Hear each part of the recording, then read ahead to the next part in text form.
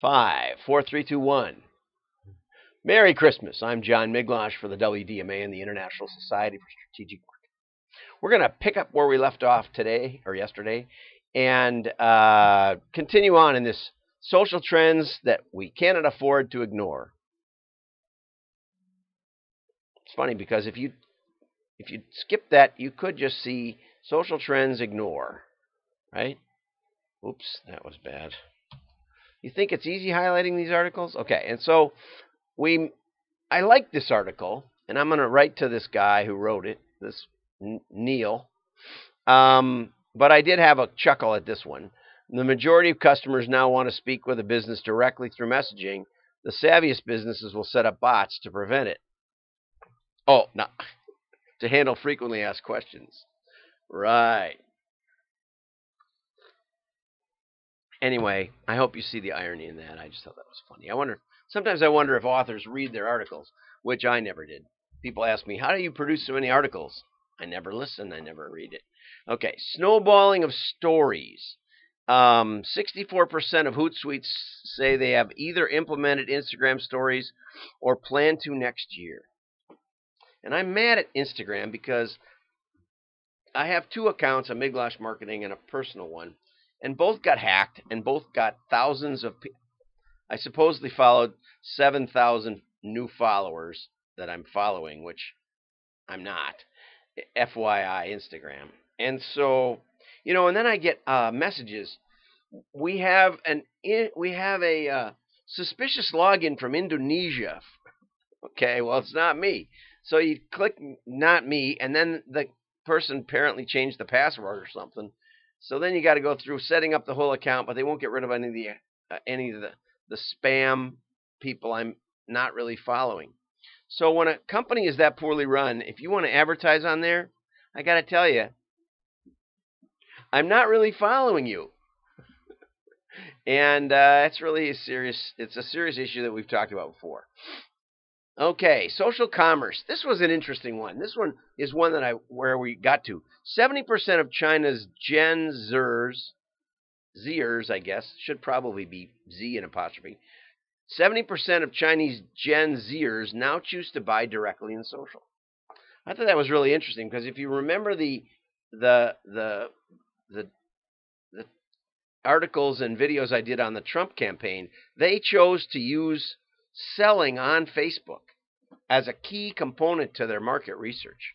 What they did was they sold hats and street signs and bumper stickers, and they felt that because people were actually parting with their cash, that their data was better than the Clinton campaign or the artificial intelligence stuff or even the predictive analytics of Facebook itself, because they were actually selling something. And I wrote to Brad Parscale, who ran the campaign, and he said, the idea of split testing with transactions was central, was absolutely crucial. And he said I was the only reporter or analyst who understood what they did.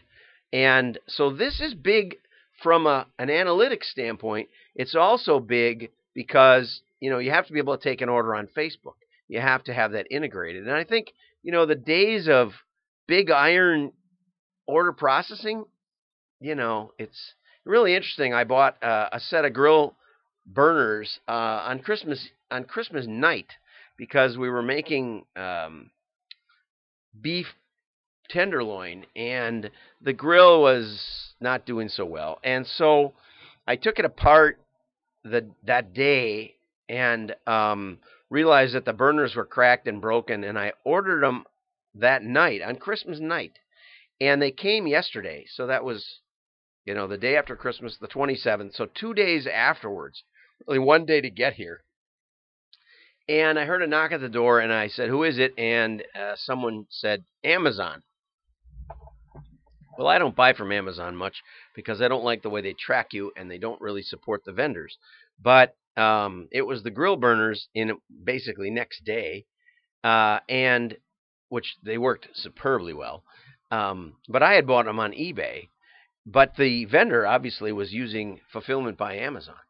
Amazon box, well packaged. The whole thing looked Amazon, to me.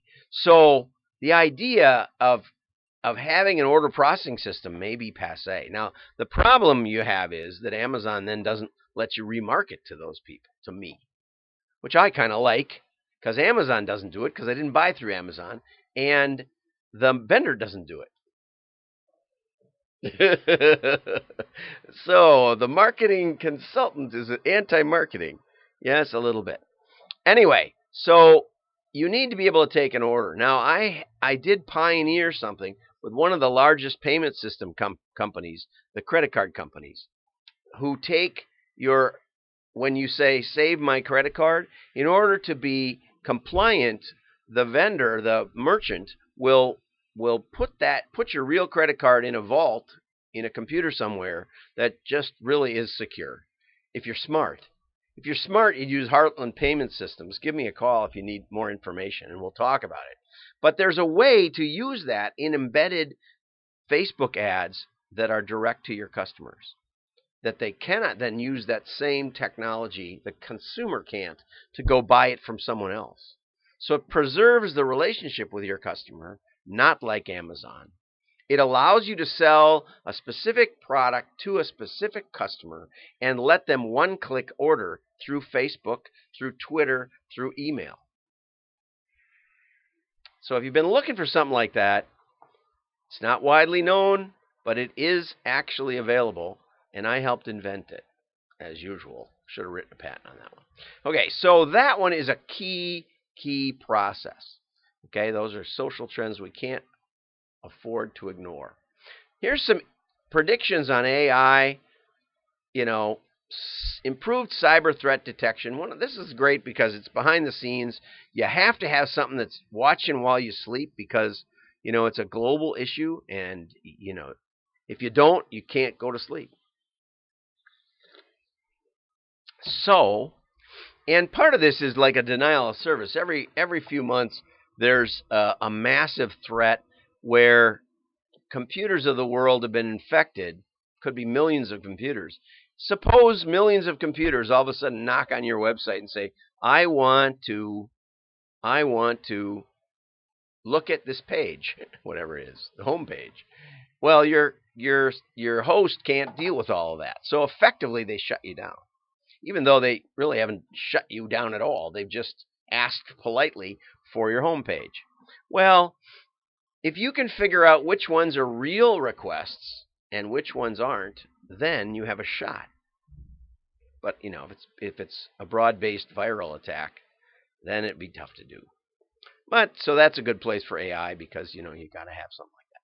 Machine learning at scale. And now it says early adopters have been playing with this stuff, and sometimes these efforts are coming to fruition. What this has prompted me to do is I'm going to do another one of my little mini courses, playlists on YouTube about machine learning and about predictive modeling. And I would highly recommend someone who isn't doing this, isn't an early adopter. I've been doing it 25 years. So you want to benefit from that, or do you want to putter around for 25 years? And you say, well, the tools are so much better. No, they're not. Over 6 years with Musician's Friend, we beat every comer, all of the biggest and best, and we're in the process of, I think, beating another one. Because they're not watching this stuff. They don't know what they don't know what their machine learning is doing. And I'll show you that. I'll show you why you can get a great predictive model that won't work in the real world. So that's going to be part of the session we're going to be doing, the sessions we're going to be doing earlier here in the year. I'll probably cut the first one today. I brought a change of coats. This is dark gray, and I got a black one over there, so it's going to look pretty much the same. Okay, next generation virtual assistants. True human-like natural language-based personal executive assistants. Boy, does that sound like a reach. So I think I told this story, but I was trying to, I scheduled, I hung up with my barber, and I thought, well, I'll set an appointment. So I get on Google, and I say, set appointment for 2:30 tomorrow, or whatever it was. And they said, what's the title? And I said, hair. And and the Google Assistant said, "Here are salons near you." And I could not get that thing to just take what I wanted to put in the title. It had to tell me about the salons, which is a far cry from hair if you're a guy. They're just not paying attention. They're just not paying attention. So this year it's all going to come to fruition. Scott Adams was talking about these Cortana and Alexa and Siri and the mess they make of your life if you're not careful. Okay, so across the board adoption, and AI is not a product to be bought or sold, but a core enabling technology for driving innovation. Those companies that have adopted, only 15% believe they have the right technological infrastructure. I'm John Miglautsch.